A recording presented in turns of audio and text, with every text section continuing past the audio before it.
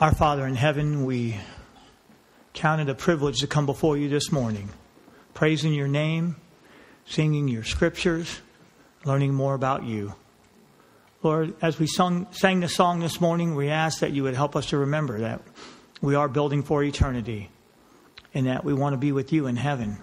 And we want nothing to do with this world, Lord. Prepare our hearts and minds as we prepare to listen this morning, and help us to gain a blessing and help us to put it into practice in our lives, that it would glorify you.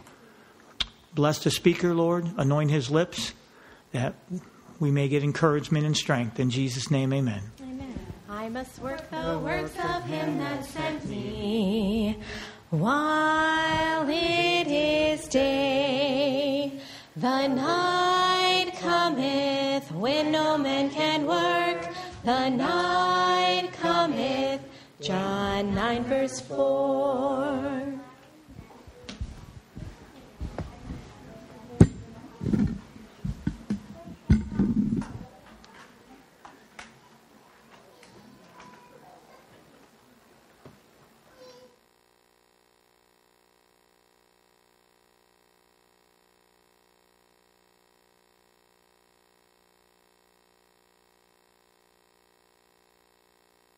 Good morning.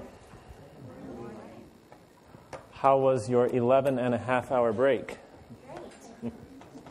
Good.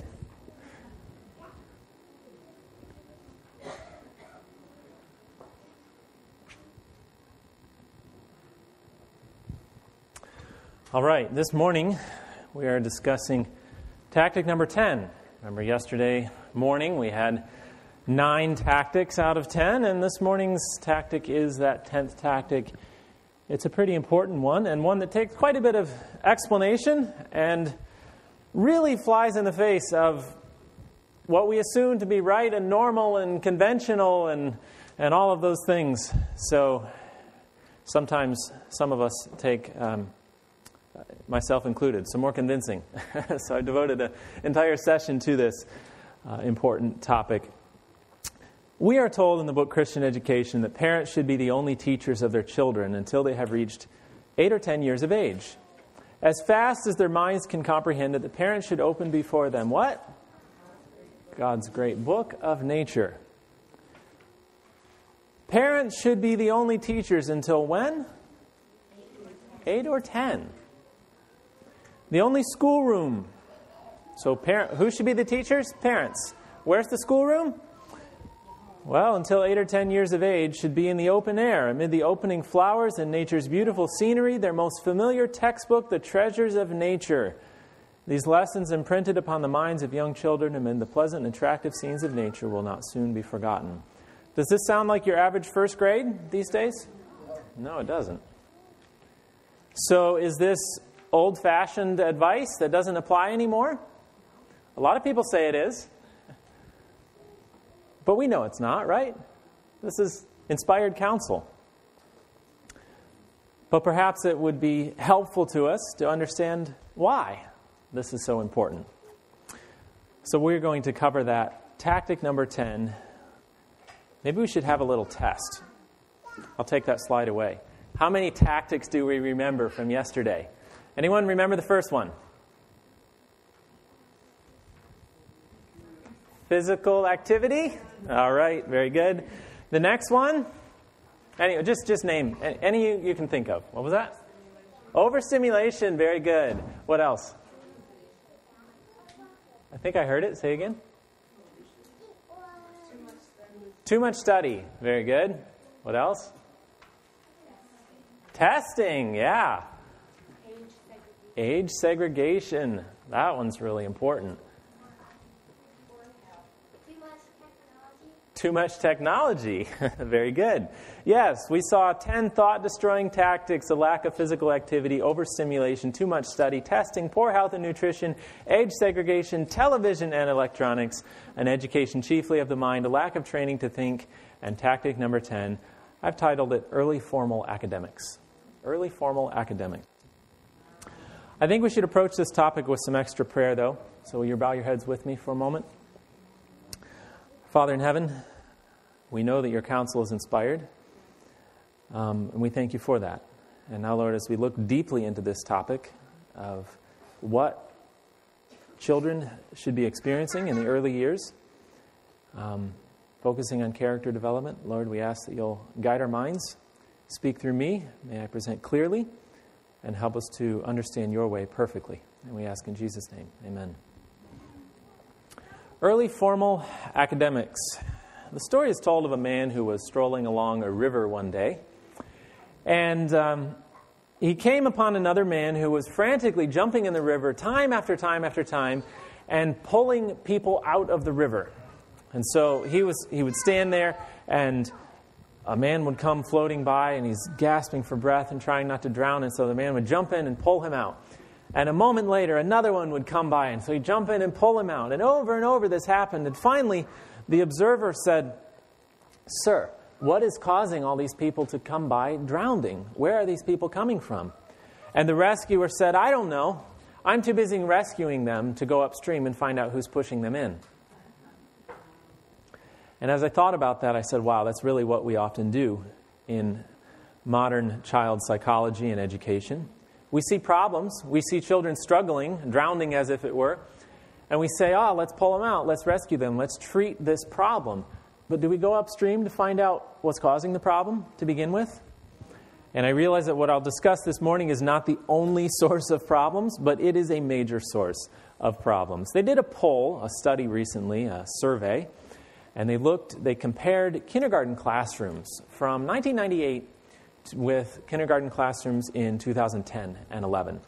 Because it's often said, well, kindergarten, it's all about crafts and coloring and, good things for kids. Is it? That's not what we're finding, actually. They asked what teachers' opinions were for what age children should learn to read.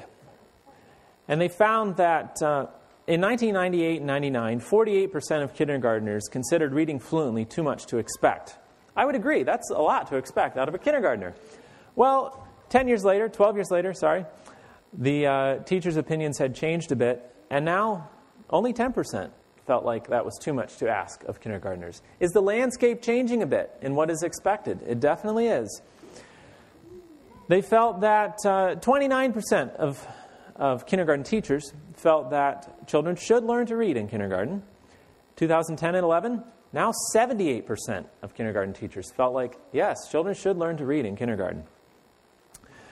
In 1998, 53% of kindergartners were in full-day kindergarten programs. And in 2010 and 11, 81% were now in full-day kindergarten programs. Again, the environment is changing.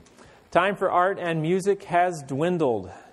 Currently, well, not so currently, I guess that's 7 years ago, but the latest study I can find here, 90% of kindergartners were being taught to read.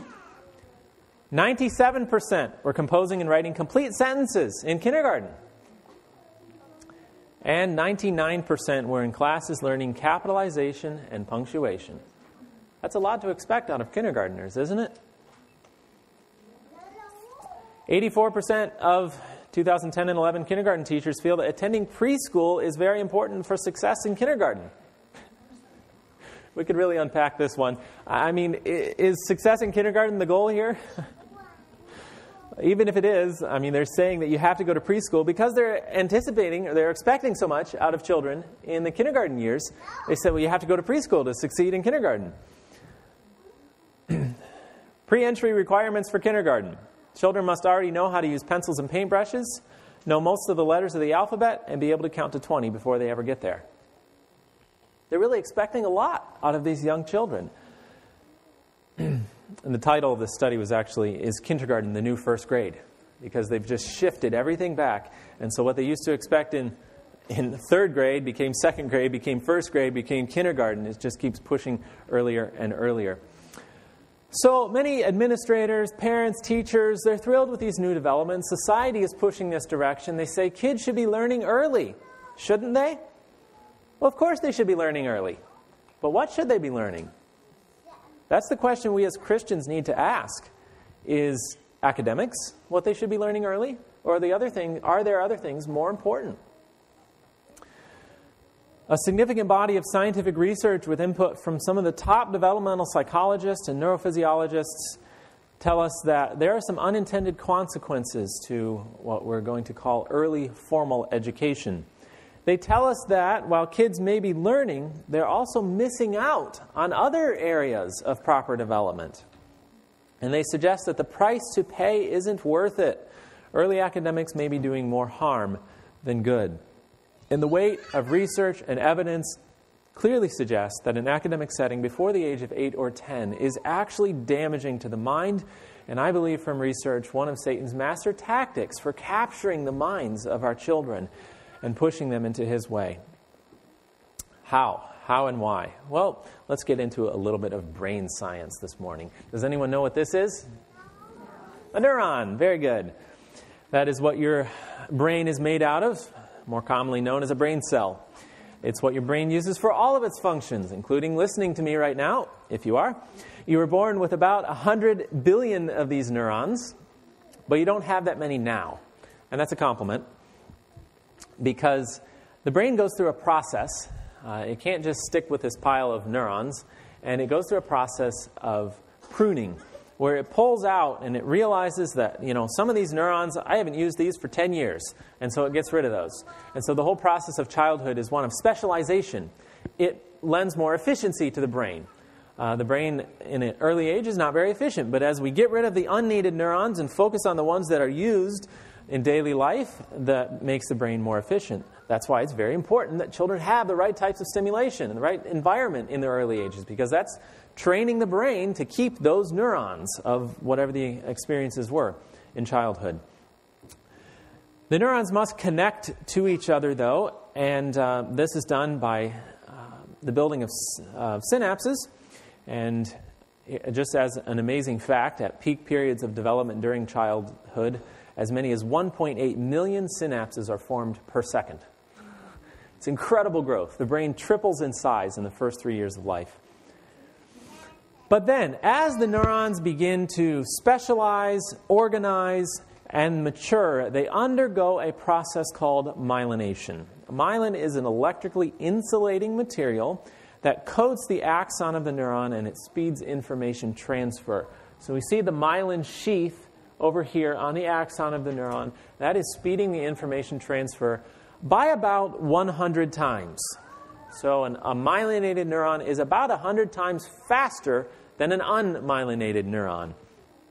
A myelinated neuron is usable. An unmyelinated neuron is not so usable. In fact, so inefficient that the brain generally tends to avoid using unmyelinated neurons. When we talk about brain development and we say the brain is maturing and developing, we're talking about a few processes there, but one of the main ones we're speaking of is myelination. When an area of the brain becomes ready to use, it's becoming myelinated. Is that clear? Tracking with me so far? Okay, good. Trying to force information transfer over an unmyelinated neuron is a rather futile effort. Asking an undeveloped brain section to perform a task for which it's not prepared and developed for yet can lead to problems. We'll get to more on this in just a moment. The myelination process occurs in stages and on a fairly set schedule. So at birth, all but the most essential bodily functions are unmyelinated. They are not developed yet. Let's look at a brief schedule of development. I'm not going to get into every one of these aspects, but we'll start with conception to 15 months. We have very basic brain development. 15 months to 4.5 years, limbic system and relationship. Those areas of the brain are developing and myelinating during this age. This is why it is so important that the little children and toddlers are with their parents, especially their mother, as much as possible, all the time, really, because that is the time. The limbic system is the emotional area of the brain. Emotional security is built in the first very few years of a child's life. And the relationship centers, how they relate to others, is developing during this time. Now, from 4.5 to 7 years, we begin to see gestalt or right hemisphere elaboration, myelination, development, some terms there used a bit synonymously. So right hemisphere is myelinating from about 4.5 to 7 years. Now, that's in girls. Boys have a slower growth period. I didn't say boys were slow. a slower growth period, they take longer to develop the right hemisphere, usually around 2 years difference. So we can say 4.5 to 7 years in girls, about 4.5 to 9 years in boys. Now you say, why did God make it so that boys developed slower? They just develop differently. That's not a matter of slowness. We know that the right hemisphere is very important for spiritual understanding. What was God's purpose for men, for boys? Spiritual leaders of their families, right? 2 extra years to develop this area of the brain, important for spiritual strength. Isn't that amazing? God knew what he was doing there. And then at about, this is not a stage, the 7 to 9 years, left hemisphere myelination, that's not a period of time. This is a beginning stage. The left hemisphere continues myelination for quite a long time. So at about 7 years in girls and at about 9 years in boys, we see the right hemisphere beginning development, beginning a surge of myelination. At about 8 years, we see the frontal lobe beginning myelination. And I'm going to stop at those 3 areas that I'd like to focus on this morning. All areas of the brain affect development. There are parts of different areas of the brain developing all the time. You know, it's hard to break it down into a list and say, well, the left hemisphere is doing absolutely nothing until 9 years old. No, that's not correct. But as a general rule, you know, surges of myelination and growth and development are happening on this time schedule. And so we'll focus this morning on the right hemisphere, the left hemisphere, and the frontal lobe. Those are very important brain areas in our discussion of what children should be learning in the early years of life. The left hemisphere generally deals with things such as detail, parts and processes of language, linear patterns, logic, critical thinking, numbers, and reasoning skills. Now, before you say, well, wait a second, I thought some of those skills were in the right hemisphere. I thought they were in this hemisphere or this area of the brain. Yes, it's not that we don't see some of these areas in other parts or skills, functions in other parts of the brain. But the left hemisphere is a primary processing center for these areas, for these skills. The right hemisphere tends to deal with things such as images, rhythm, emotion, intuition, imagination, creativity, feeling, faith, and belief. And again, the brain is very connected. It's a myth that, well, this person's right brain, they only use the right side of their brain now. You know, we use our whole brain. There's a healthy brain, I should say, has an enormous amount of connection between the hemispheres. They help each other, they work together, but we still have primary processing centers. And so as we look at these 2 hemispheres, we see a distinct pattern of sort of tasks and activities that these hemispheres are good at. Now, looking at these 2 lists, comparing the types of things in these 2 lists, which side of the brain do you think, if you could take a guess, would be most important for the sit-down, learning out of a book type of academics that we usually ask our children to do?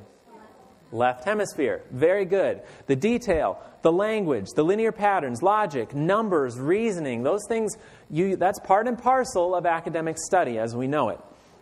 The left hemisphere is very needed. Again, you'll use the right hemisphere in academic study, definitely. I'm not saying it's either or, but you definitely need that left hemisphere in academic study.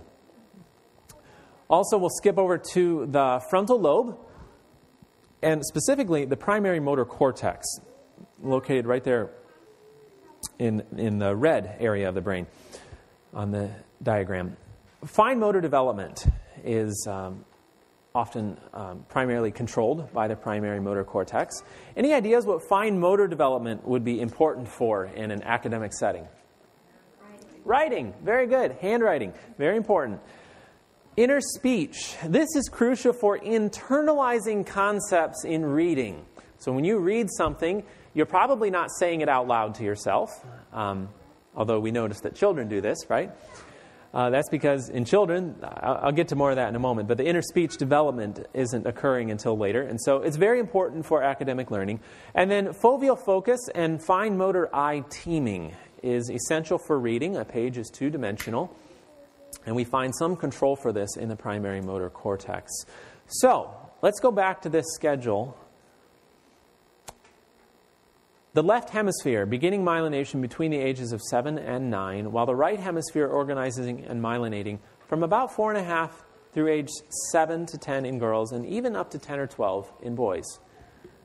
Do you see a problem? Definitely a problem here. That left hemisphere, very needed for academic learning, hasn't really begun that surge of development until around the ages of 7 to 9. What's the brain going to do? We're asking it to perform this task where it needs the left hemisphere, but that's not really fully developed yet. What's going to happen? Also, the primary motor cortex, containing some functions very important for academic learning.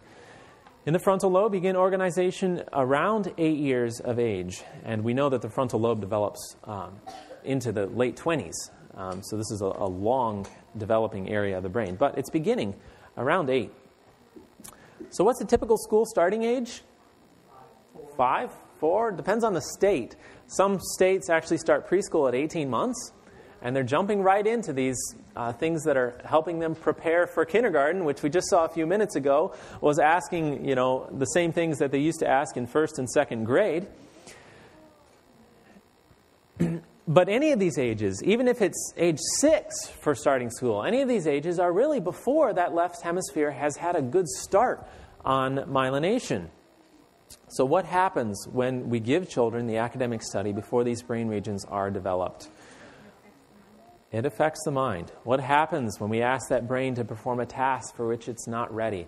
Can we accelerate learning? We like to think we can, and we've tried pretty hard in modern society. But as it turns out, a lot of damage is done because asking that undeveloped brain section to perform a task for which it is not ready can actually do damage to the unmyelinated brain. And let's assess some of that damage.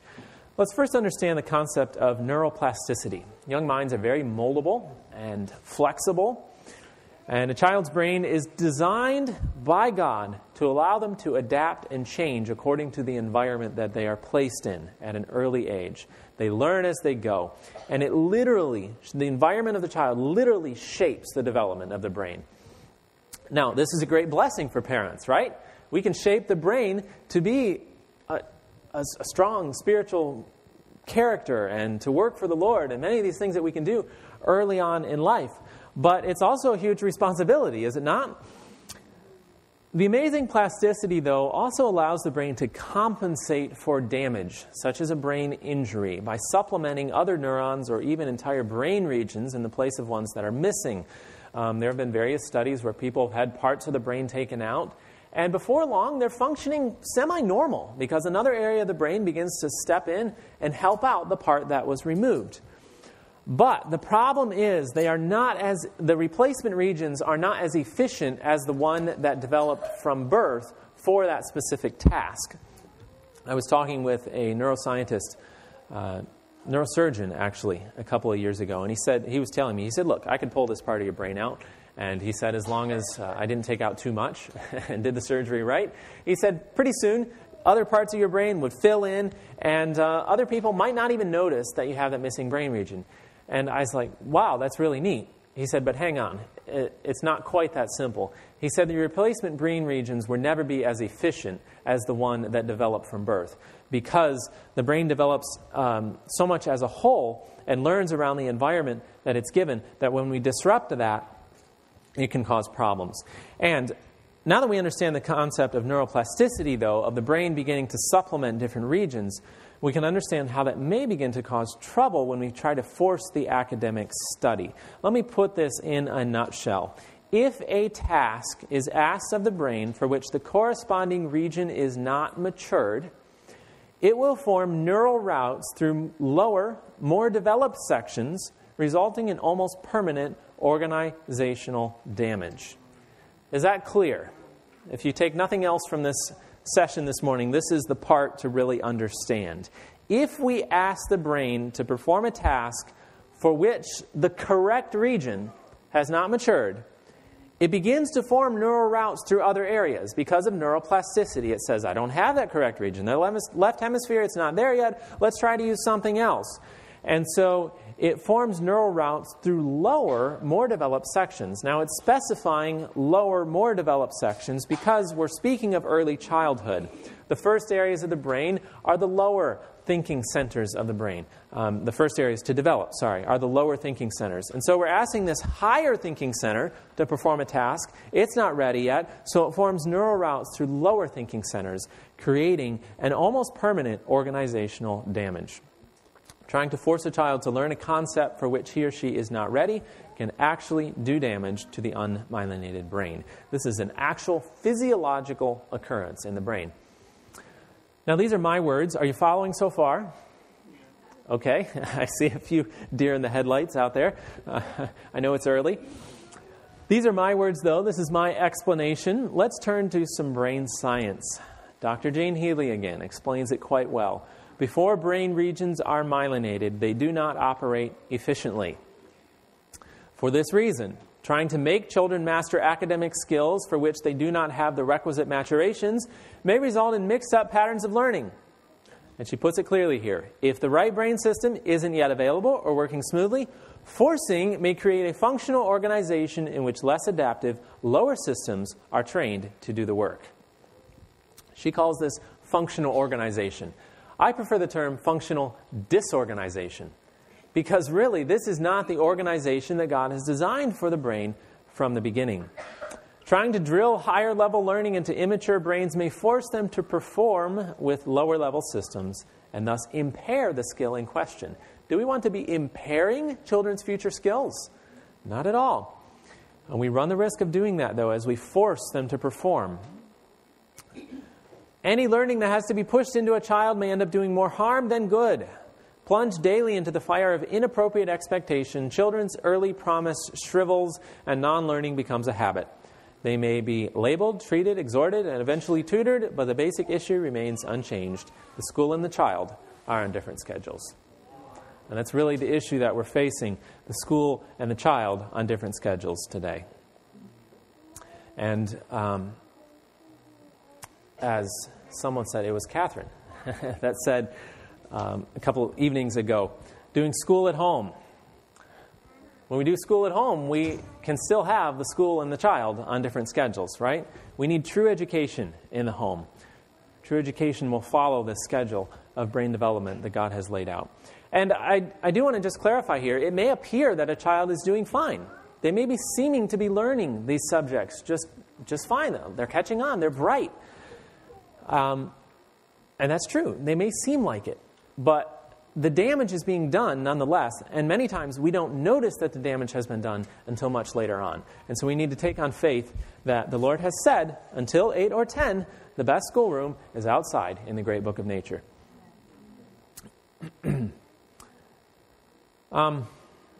Actually, before I get to this, let me just use a simple example. We all know maybe a basic math problem. Let's say we know that 2 plus 3 equals 5. It is, right? 2 plus 3 equals 5.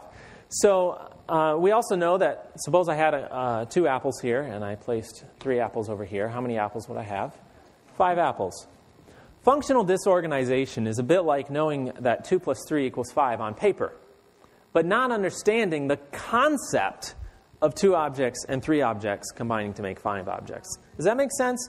So we see students doing well. They're getting A's on their tests because they've learned. When I write this down and I see 2 and 3, I write down 5. They can get it on paper, but when it comes to the deeper understanding of the concepts, we're handicapping them in that area. And as Dr. Healy explains well, many things that seem ridiculously obvious to adults are not clear to children. We can explain until we're blue in the face, or we can insist the child memorize what we want her to know and wonder why she's forgotten it the next day. One task that is difficult for primary students is the missing addend, so popular in early math books, 3 plus what equals 8, for example. Teachers and parents alike are frustrated because at this age, most students can learn to perform the operation only by rote. The minute they have to remember or organize it themselves, they forget because they never really understood it. We want children to really understand what they're learning. And I'll get to more of that in a minute.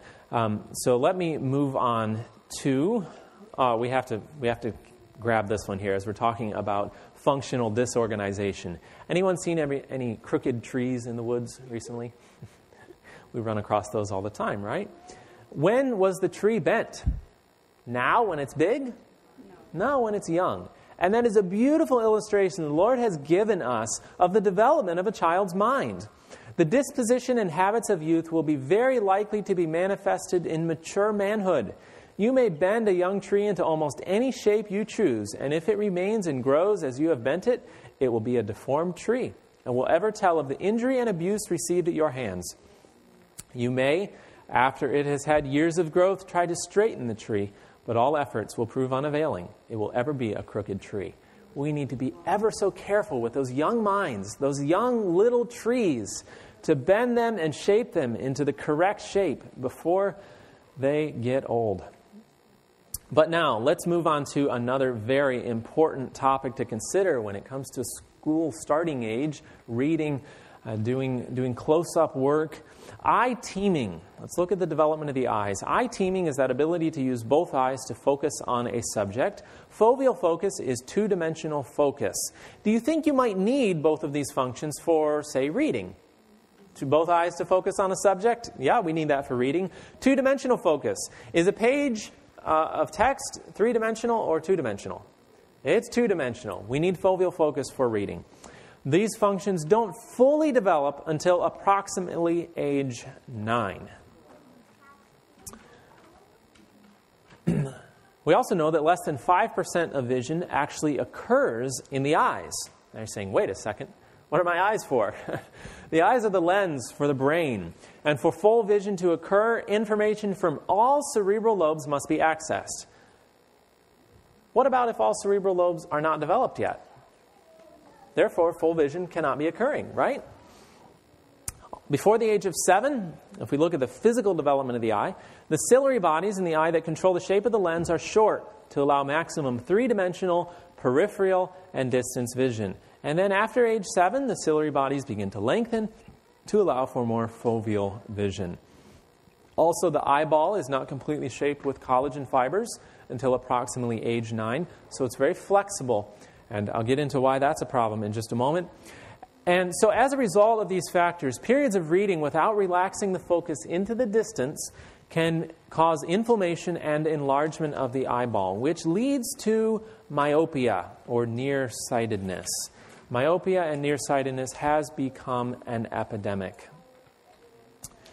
We read in Dr. Raymond Moore's work that even though a single clear visual image may be received by the eye, a child may still not be able to decode printed material because of deficiencies in organization and interpretation in the central nervous system due to lack of maturation. He's basically saying, look, the child can see it. It's not that they're blind, but when it comes to understanding it, there's some deficiencies in organization in the central nervous system because it's just not mature yet. There's nothing wrong with the child. They're just still maturing. When it comes to nearsightedness, though, the rate of nearsightedness in the U.S. has increased 66% since the 1970s. Can you think what other things have increased since the 1970s? I can think of two things that have changed a lot in our society. One is media use. We know that the screen is very damaging for the eyes. And the other, the push for early Head Start programs, early childhood education, preschool programs, you name it. We're pushing that close-up work for children. Rates of myopia, difficulty seeing distant objects, are soaring. The trend is matched in many other countries, causing eye doctors to wonder what could be causing the decline in human vision. Currently, in the U.S., we are about 50% myopic. That's pretty bad. I'm not sure we should be proud of that. But that's not as bad as it gets, because in East Asia, it's about 90% myopia. Seoul, Korea is 96% myopic. Scientists have long wondered what is causing this rapid increase. For years, they have said that myopia was genetic. Now, while genetics do play a role, recent research has shown that genetics are only a small factor. But still today, you go to your eye doctor. Do we have any eye doctors here? I better be careful. Most eye doctors, if you go to them and you say, Doc, why am I getting this myopia? You know, it's genetic. There's probably nothing you can do about it. Genetics play a role, yes, but they did a study in Alaska. Shortly after Alaska became a state, it started requiring schooling for its children. And they did a study of Eskimo families, and they compared children, the children that were in the generation going to school, with the parents and grandparents who had not gone to school, at least not at the early age of compulsory schooling of age 6, I think it was. And so they found that 60% of the children were myopic. And they said, wow, if myopia is genetic, we should be finding a similar rate in the parents and grandparents, right? Here's what they found in the parents and grandparents. Do you see it there? Less than 1%. It almost did not exist. And they said, well, there goes the genetics theory, because that can't happen so quickly. That's not genetics to have it from the parents to the children. So they said, well, what is causing this?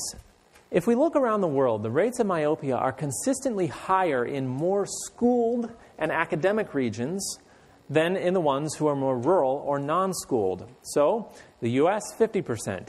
East Asia, 90%. Is there a difference in how Asian countries approach schooling compared to America? Yeah, definitely is. I think the average Asian student in Asian countries, students spend on average twice the amount of time in homework than American students do. Just for example, they spend more time in class often also. Compare this, though, to Africa, a continent that is primarily indigenous. Yes, we do have a move towards cities in some areas in Africa, but overall, people are spending a lot of time outside and not quite as schooled. As best they can tell, it's between 10 and 20% myopia. Any correlation here? Quite possibly. They did a study in Brazil. In the city of Natal, the rate of myopia was 13.3%. That's pretty low, yes. But what was interesting is they compared the rate of myopia in the city, with the indigenous tribes around the city. 2.7% in the indigenous tribes around the city. So they're saying, well, there's something about the lifestyle here that is creating the myopia. We know that time spent studying, looking at things up close, this applies to reading. It can also apply to crafts. Be careful about too many crafts, coloring, things like that. We don't want to strain the eyes. But all types of close-up work can damage the eyes. But we also know that the time they spend outside can contribute to the development of myopia. Children who spend less time outside are at greater risk of developing myopia. They did a study in Taiwan, and they asked they asked two schools. They had two schools in the same neighborhood, and they asked one school, hey, send your kids outside for 80 minutes every day. 80 minutes. Have some outdoor recess. The other school, they said, keep your schedule as normal. Don't do your outdoor recess program.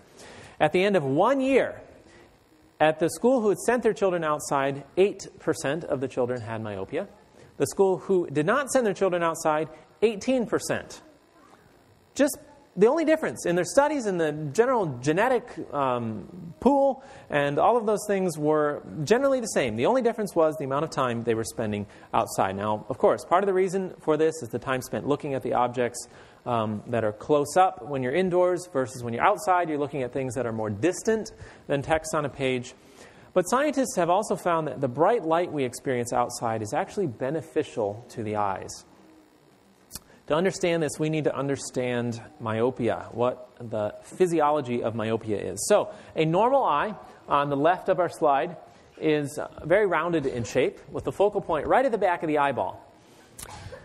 What happens, though, as myopia develops is that the eyeball begins to elongate. And so we see the myopic eye on the right-hand side, and it changes the focal point to farther up in the eyeball, and therefore the vision in the distance becomes blurry. We become nearsighted. That is, in a nutshell, the process of the development of myopia. So what does light have to do with this?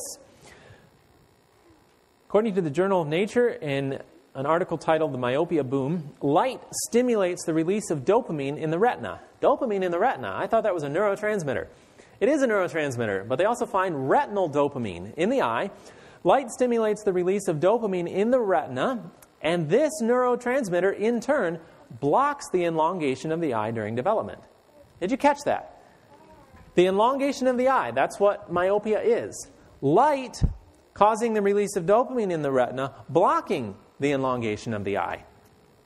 Retinal dopamine is normally produced on a diurnal cycle, ramping up during the day, and it tells the eye to switch from rod-based nighttime vision to cone-based daytime vision. Researchers now suspect that under dim, typically indoor lighting, the cycle is disrupted with consequences for eye growth. And so according to epidemiological studies, Ian Morgan, who's a myopia researcher at the Australian National University, says that children need to spend around 3 hours per day under light levels of at least 10,000 lux to be protected against myopia. How many hours a day? 3. That's a lot of time outside for the average child now who's in preschool and kindergarten. Most children are not spending that much time outside. This 10,000 lux, though, what is 10,000 lux? How much light is that? Lux is a measurement, as best I can understand it. I am not a physicist, but as best I can wrap my mind around this, lux is a measurement of the volume of light. So if you could scoop up the light into a box. So if we imagine that we stand by this window over here, you might get 10,000 lux at the window. But if we come in, that same volume of light is now being dissipated into the room, and the lux measurement begins to go down. That's, in a nutshell, the explanation of what lux is. And so, if we go outside on a bright sunny day and stand in the shade, you're getting about 10,000 lux. So it's not full sunlight. I don't say you should go look at the sun for the benefit to your eyes. That will not help your eyes. But on a bright day outside, like it is right now, you're probably getting about 10,000 lux. Anyone like to guess what the average well-lit classroom is? Maybe like in here. It's pretty well lit in here. How many lux do you think, on average, we're getting inside this room? Was it? Maybe 100? Kind of pessimistic. What was that? 500. Absolutely right. 500 lux. A big difference there in how much light we're getting just by coming inside. I was doing a seminar in New Zealand recently, and I mentioned this, and the man said, well, hang on, no, because here in New Zealand, it's required that we have at least 700 lux in offices. I said, great, but that's not 10,000. We need 10,000 lux. It's pretty hard to get that indoors. The eyes need to actively experience the world as a whole for vision to develop fully. And I could get into several stories that I know of. I'll mention one just briefly. I had a friend who, the mother told me the story of her daughter who was about 11, I think, 10 or 11. And she had severe myopia, and her eyes were getting progressively worse. And she was going for yearly checkups to the eye doctor. And one year, I believe she was 11 or 12 when she came to the doctor, and the doctor said, well, at the rate it's going, within a couple of years, probably, you will be legally blind.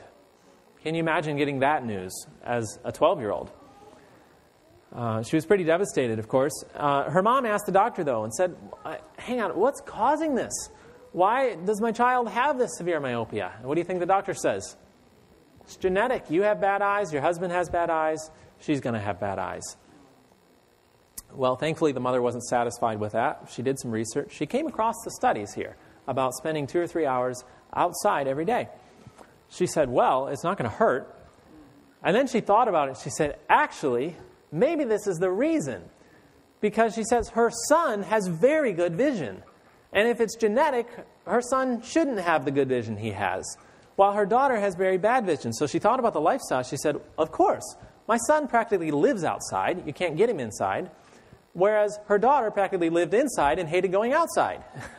She said maybe there's a connection. So it became a family rule, much to her daughter's disdain, that she had to now go outside for at least 2 hours every day. They lived in Florida, so there was good weather there. It's a good thing they didn't live in my home state of Michigan. And I believe it was 6 months later, they were back at the eye doctor, expecting to receive some bad news again.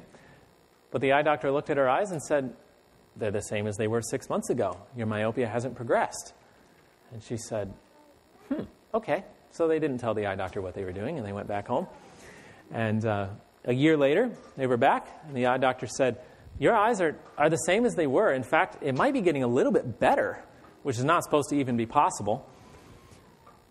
And they said, well, we're on this new program, and we're spending time outside. We've heard about research that may be good for the brain, good for the eye development, stopping the development of myopia. And they asked the doctor, do you think that has anything to do with it?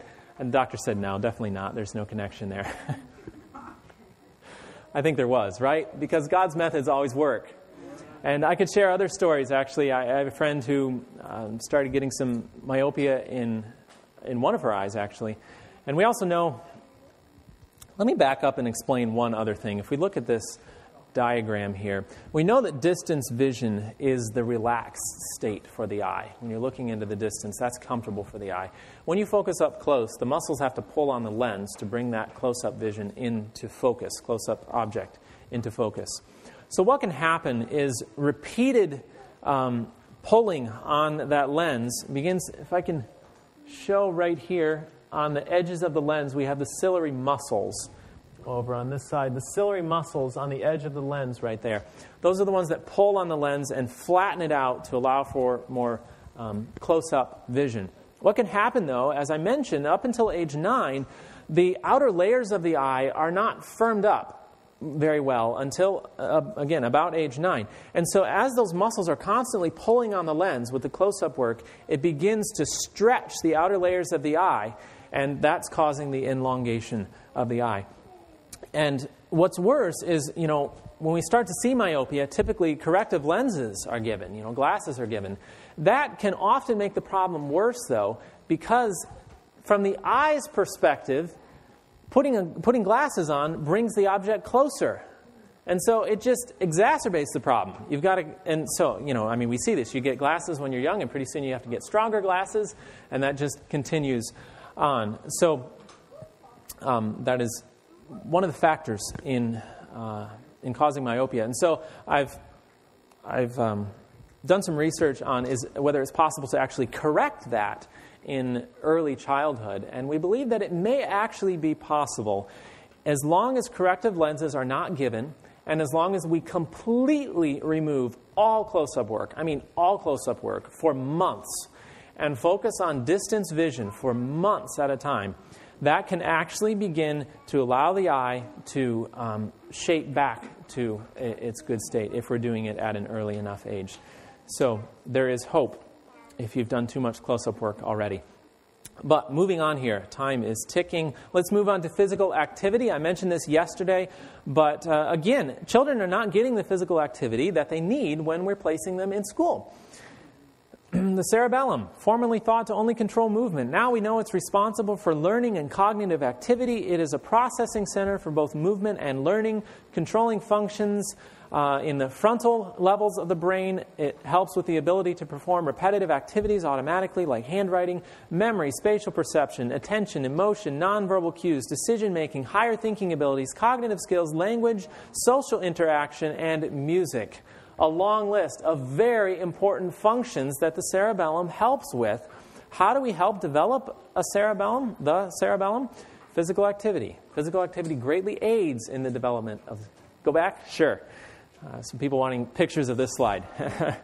Physical activity aids the development of the cerebellum. It is necessary for the development of the cerebellum. Physical activity has also been found to enhance the growth and build greater connections between the neurons. Briefly here, there's something known as the proprioceptive system, which is that sense of the body in space.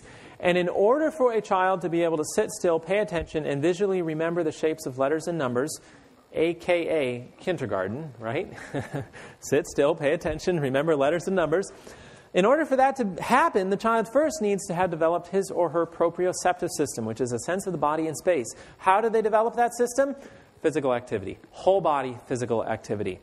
There's also something known as the brain-derived neurotrophic factor, BDNF. When we exercise, our working muscles send chemicals into our bloodstream, causing the release of a brain chemical known as BDNF. BDNF is required for myelination to proceed. Do you think that's important?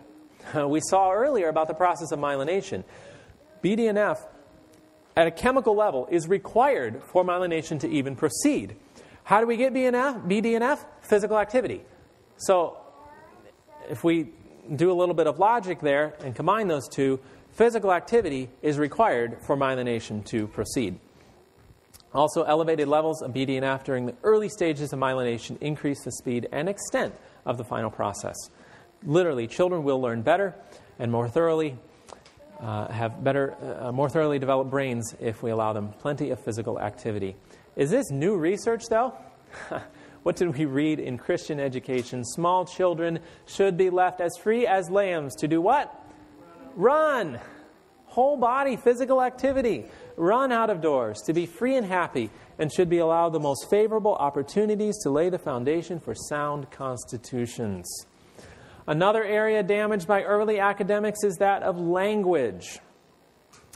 Language development occurs best when a child is free to talk out loud. Has anyone with little children noticed what the little children are doing when they're playing? Often talking, right? Talking, maybe they're even playing by themselves. If you watch a little child playing by himself, a lot of times he's talking to himself. Why? That's because he doesn't have what's known as inner speech developed very well. You, as an adult, have the ability to think through something without having to say it out loud. Most of us. Some of us still talk out loud. I catch myself doing that. But most of us have that well-developed ability of inner speech. But children don't. And so literally, to think, they have to say it out loud. And so when we tell them to sit still and be quiet, we are quashing their ability to think. And part of the reason for this is it's mainly controlled by the frontal lobe and the primary motor cortex. And so that's not developing until around age 8 or 10. Dr. Healy tells us that good language, just like the synapses that make it possible, is gained only from interactive engagement. What kind of engagement? Interactive. Children need to talk as well as to hear. But what are they getting in school? Just hearing. They're just being talked to and not with. I am convinced, Dr. Healy says, that a reason so many students today have difficulties with problem-solving, abstract reasoning, and writing coherently is that they have insufficiently developed mechanisms of inner speech. That can either be because they're young and it just hasn't developed yet, or because it may have been damaged because we've quashed it at an early age. Children's brains are bombarded with too much noise and overprogramming. That can hinder the development of inner speech. Children need to be shown how to develop inner speech through individual adult attention as an adult talks with them through a situation. And children also need that chance to talk to themselves to develop inner speech. Inner speech is very important for many things, not the least of which good language development. Many reading skills, many academic processes are very dependent on good inner speech abilities. It's also very important for behavior management. How many of you want well-behaved children? Only 2 or 3 of you. Okay, great. Most of you. So, develop those inner speech abilities. Another problem we see with early formal academics is learned helplessness. Put very simply, the child who is required to learn things before he is ready may quickly tire of them, or he may become anxiety-ridden and so frustrated he will not try at all. I often wonder how many children decide they are dumb about certain subjects, when the truth is that someone simply laid on the learning too soon in a form other than the one they needed to receive it in at the time. We overwhelm the brain with tasks that are too difficult for the brain at the time. Later on, can they learn it? Well, absolutely. Our brains are capable of incredible things. But at a young age, they're not ready for certain subjects. And so when we push it into them, we are creating this response in the brain where pretty soon the brain just gives up. And often that's subconscious. We might not notice it right away, but often we notice it after the damage has been done. I'm going to have to move quickly here because we are running out of time. Oh, this is sad. I need to read this one. Young children believe that adults are all-knowing and all-wise. Sometimes they lose this in the teenage years, but if we culture that at an early age, they don't have to go through that in the teenage years. But that's a separate talk. Young children believe that adults are all-knowing and all-wise. When we confront them with tasks for which they are not ready, such as tests, workbooks, and homework, these children blame themselves for failure. If this all-wise, all-knowing person tells me I should be able to do this and I can't, there must be something wrong with me. We're sending too many children to school only to learn they are too dumb to be there. Learned helplessness is a major cause of learning disabilities.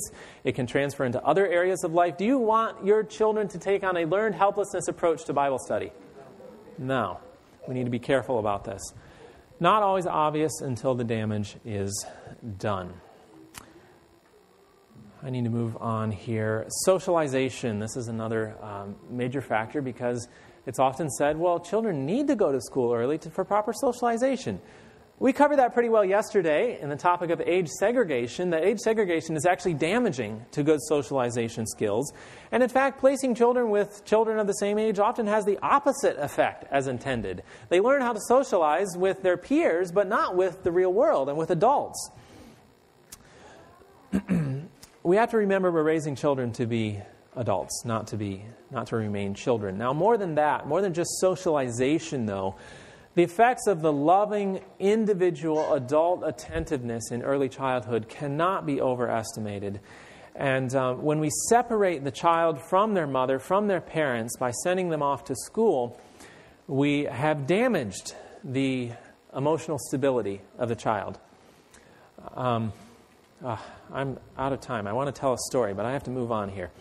We used to think, that we had the sort of the emotional area of the brain and the cognition area of the brain, and we had to focus on the EQ. We also had to focus on the IQ. We now realize, though, these are very, very connected.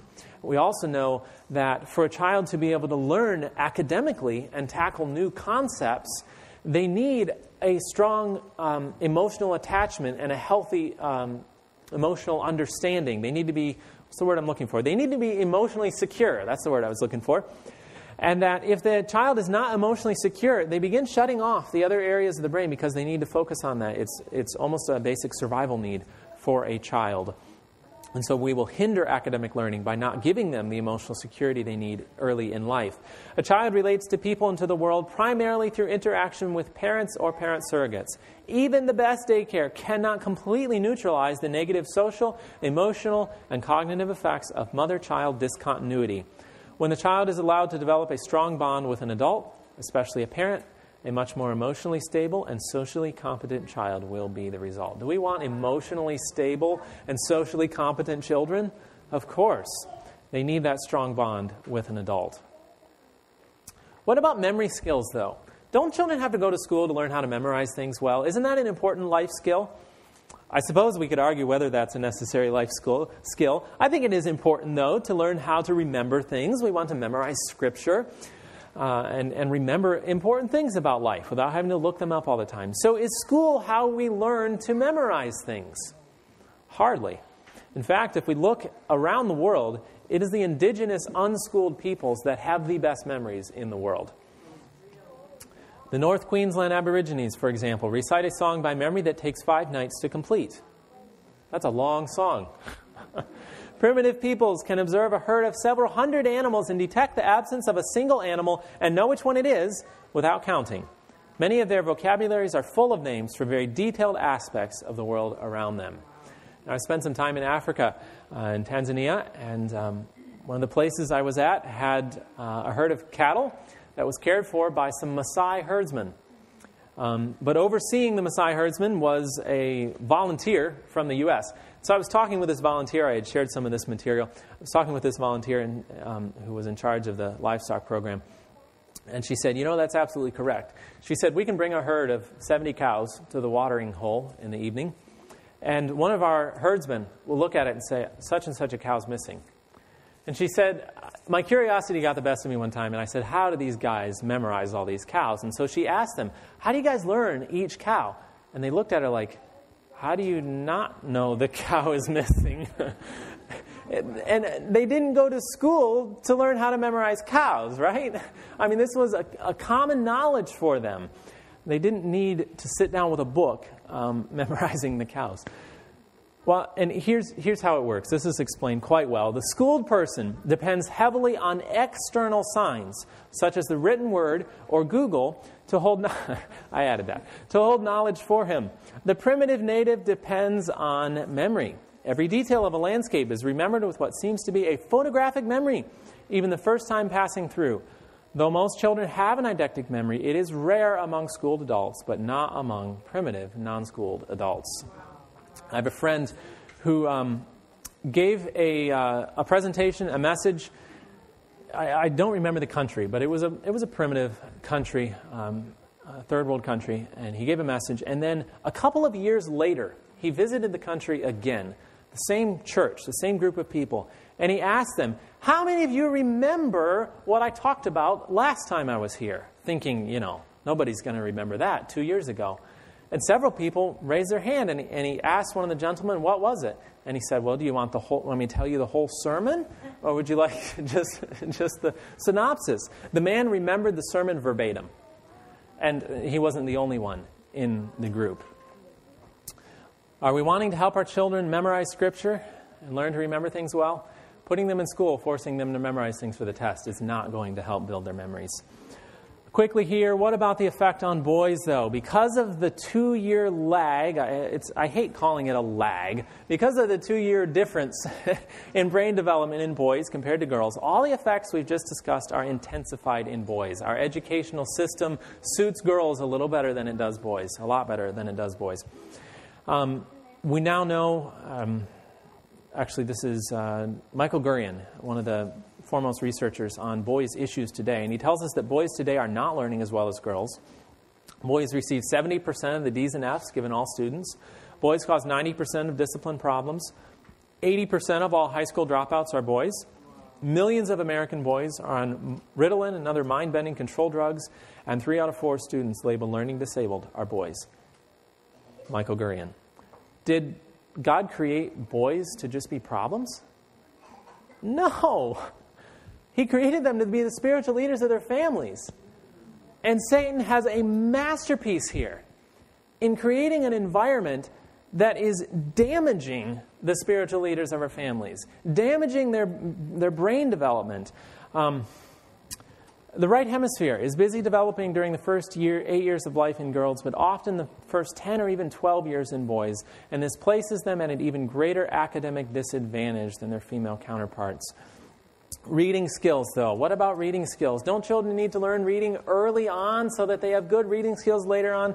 Definitely not. According to the Early Childhood Research Quarterly, the foundation of later reading, and in particular reading comprehension, is flashcards, Sesame Street, vocab lists.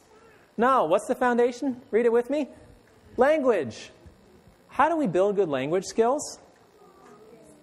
Speaking, talking together, conversation, learning to read.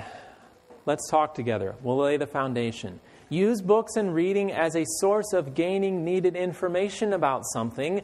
Whoever invented the Dick and Jane reading series was trying to make kids bored, I think. Who cares about Dick and Jane? Let's read something interesting. Use those biographies, the Bible stories, the list of reading and interesting reading sources we have is endless. Use good reading sources. It's better to do than to read, though, in early childhood. Rather than reading about doing something, go and actually experience it. Learning to read naturally can come at any time. It might come at 5. Not saying we should teach it at 5, but some children learn to read on their own by 5 or 6. That's perfectly fine. Be careful with eye development, though. Don't allow them to read for long periods of time because you can damage the eye development. But it might be 5, it might be 8, it might be 10, it might be 12. By the time they're in their later teen years, you won't even know the difference, though. Learning to read fluently does not take several years. In fact, a study was done, and it takes about 30 contact hours, if the brain is ready, to learn reading to a college proficient level. 30 hours. What's the average work week? 40, right? I'm not saying they're going to learn to read in a week, but actual instructional hours. And I've seen children learn to read in far less than 30 instructional hours. I've met many parents who came up to me and said, well, my child just started reading one day. And I said, hey, wait, that was my job. I was supposed to teach you to read. But they picked it up through everyday life. Be intentional, noticing words, explaining. When they ask the questions, answer them. You don't have to, lock the books up and prevent them from ever looking at a word. But don't stress about trying to teach them reading. They did a study, again, from the Early Childhood Research Quarterly, one of the best sources for early childhood research. They found that an earlier reading instruction age, that's what the RIA stands for there, reading instruction age, the earlier reading instruction age group had initially superior letter naming, non-word, word, and passage reading, but this difference in reading skill disappeared by age 11. The later RIA had generally greater reading comprehension. They were comparing two groups, one who started the reading instruction at age 5, another who started at age 7. The ones who started later had better reading comprehension.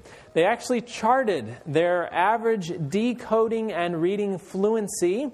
We see here on the far left, those starting at age 5 in the blue. By age 6, there's a few that evidently have taught themselves how to read because this other group had not entered the reading instruction yet. Then at age 7, we see the third graph there pointing to it right here. At age 7, we saw the next group of students begin to come in. But look at the next one. Look at age 8, how quickly they're catching up. Look at age 9, they're almost caught up. And then look at age 10 and 11. They've passed them up. Literally 2 years wasted. They ended up better in the long run by starting 2 years later. And they charted this over a longer period of time and found that the later readers' abilities just kept growing, whereas the ones who started earlier, their abilities would begin to plateau. They looked at Montessori schools and they found, well, sure, they had an advantage in reading over the public school children at age 5, but not by the time they reached age 12. So they concluded and said, our findings suggest that success at reading is not assured by an earlier beginning. But, you ask, won't my child be left behind? How will they ever catch up? I mean, I suppose if you wait till they're 10 and you put them in kindergarten and keep them locked in year by year, then yes, they'll be behind. But that's not the point here. Children who start academics after age 8 usually end up far ahead of their early starters. Because when they're given time for their minds to develop, they will experience much less frustration when the academics do begin and will learn much faster because they are ready to learn it. How does this work? I had an example and it just left my mind. So essentially what's happening here is, again, we're not starting at age 10 and keeping them locked in year by year. The principle here is that they reach the age, first of all, they've learned a lot of things in their daily life that has laid the foundation. A lot of skills, a lot of academic skills can be taught in everyday life. Think of all the fractions you can learn in the kitchen, for example. And so the children are learning in everyday life. When they start school, they quickly catch up. They don't stay grade by grade. And the teacher, if it's a good teacher, or the parent, will recognize what areas needs to be taught, what areas the child already knows, and they'll quickly move on. Let's suppose, let's just use an example here, that you start in first grade with addition of ones. So 2 plus 4, those sort of addition problems. Because the brain isn't quite ready for it, we're pushing them and we have them do endless exercises, just as school usually does. And eventually they reach the end of the year that, okay, they finally understand this concept. I'm sorry to the teachers here. I realize this is probably not true that, it's addition of ones for all the first year and second grade is addition of tens, but I'm just using this for illustration purposes. So suppose we move on from first grade addition to ones, and now we have second grade addition of tens. We have 11 plus 12, those sort of math problems. Again, exercise after exercise because we're having to teach them to memorize it. Grade 2 ends and they finally learn this concept. Grade 3 comes around, you have to do a bunch of review from the previous 2 years, and so finally you get started on addition of hundreds, and you learn that for grade 3, and then grade 4 you finally reach addition of thousands. So by the time they're, 9 or 10, you've reached this addition of thousands concept. And I realize this may not precisely correct in the teaching world and what they are teaching in school, but understand the illustration here. Suppose, though, you wait until that child is age 10. Can they, by common sense, understand addition of ones? Yeah, if they haven't been living under a rock, they will understand that because it's just normal everyday life to add things up. And maybe they've learned it in the kitchen or the workshop or wherever. It's a very common thing to understand. And so, you review this, and all you're doing is transferring what they already know to paper. And so in 5 minutes, they've got this concept on paper. And 10 minutes later, they've got the hundreds and moved on to the thousands. And so within an hour, you've taught everything that could have taken 4 years to learn. And again, this is just a simple illustration, but do you understand what I mean by them catching up? we're not saying, okay, 10 years old, you start with addition of ones and we're locking them in year by year. Of course they're going to be behind that way. We are capitalizing on the brain's natural desire to learn and grow, and they're learning these things in everyday life. So when it comes time to put it on paper, it's just common sense. It's just normal for them, and they're quickly up to speed. But really, I hate even saying that they're catching up, because we're comparing that to a worldly standard of where children should be.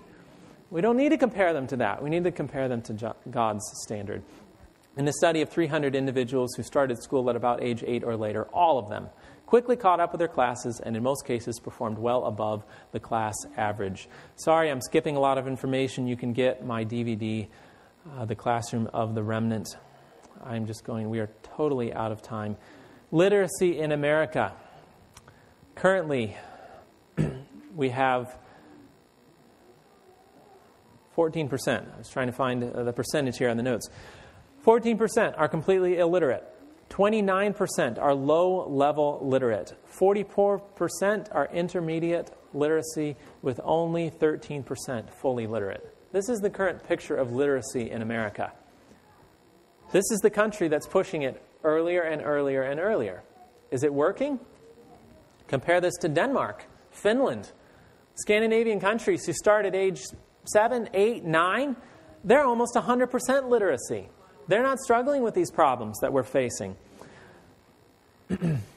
But lastly, and most importantly, what about spirituality? This is what we care about here at this True Education Conference.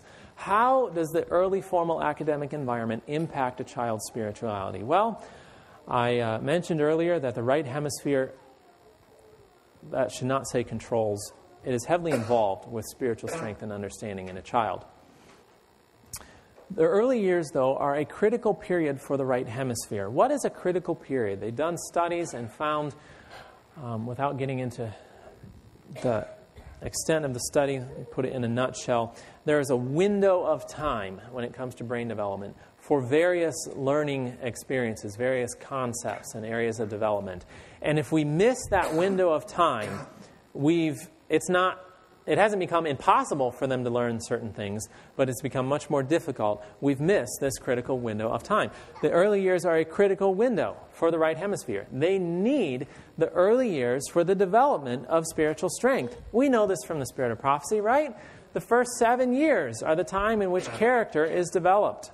Pressure to develop the left hemisphere also begins to suppress the development of the right hemisphere.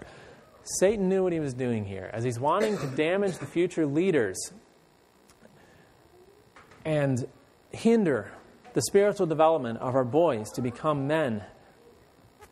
He is damaging, he is replacing what is most important during the early years of a child's life. We need to be focusing on character development, and instead we're focusing on reading skills and math skills and academic skills that can just as easily be learned at a later date. And so, as we read earlier, in the early education of children, many parents and teachers fail to understand that the greatest attention needs to be given to the physical constitution, that a healthy condition of body and mind may be secured. It has been the custom, is still the custom, to encourage children to attend school when they were mere babes needing a mother's care. Parents should be the only teachers of their children until they have reached 8 or 10 years of age. Does that line up perfectly with all the research we've just seen? Perfectly. It's amazing. As fast as their minds can comprehend it, the parents should open before them God's great book of nature. There is a textbook that does not require close-up vision. The only schoolroom for children until 8 or 10 years of age should be in the open air, amid the opening flowers and nature's beautiful scenery, their most familiar textbook, The Treasures of Nature. These lessons, imprinted upon the minds of young children amid the pleasant and attractive scenes of nature, will not soon be forgotten. Did God know what he was talking about when he gave us this counsel? He did. He understood the brain development. He knew why we should do this. Unfortunately, it's taken us this long to garner this research, but I would like to ask the question, there are other things we read in the Spirit of Prophecy about what we should do with children. Are we going to wait until we have the research that backs those up to follow it? Or are we just going to take on faith? We've seen enough here that says the Lord knew what he was talking about. Are we going to move forward based on what He's told us? Or are we going to wait until it has to be proven to us beyond the shadow of a doubt? I encourage you to read the books like Child Guidance, Christian Education, Fundamentals of Christian Education, Adventist Home, Special Testimonies on Education, Studies in Christian Education. The list is endless of the counsel that we have. Read it and apply it because God knows what He's talking about. Let's pray. Father in heaven, thank you for the time we've had. Thank you for the research that backs up what you have told us. But forgive us, Lord, for not following your counsel on faith. I pray you'll help us to embrace the principles that you have given us and follow wholeheartedly. Please, we ask your blessing on the remainder of our day and the many things that we will learn and experience together. We ask in Jesus' name, amen.